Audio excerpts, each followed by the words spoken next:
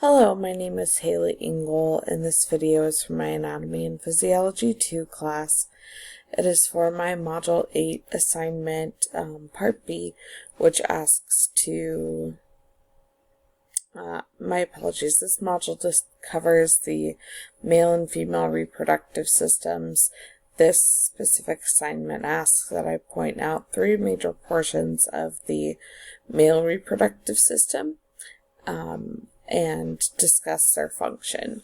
So one of the first ones that I've chosen is actually the prostate, which is seen here. And the prostate helps to produce a fluid that, when combined with sperm cells and the other fluids that make up found in the testicles, make up semen. And semen is what has the ability to fertilize a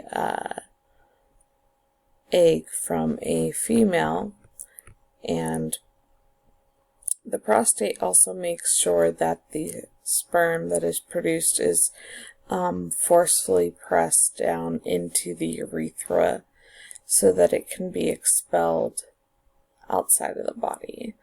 And the urethra is here. It is the secondary, actually. Let's turn. The urethra is here. It can be seen right there.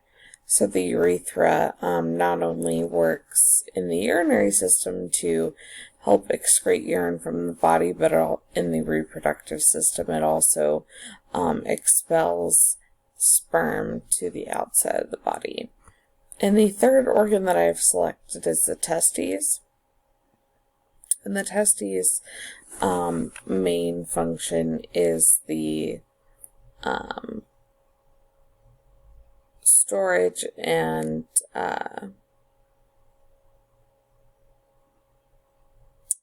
of sperm, the production of sperm, as well as the production of the testosterone, which is the male sex hormone.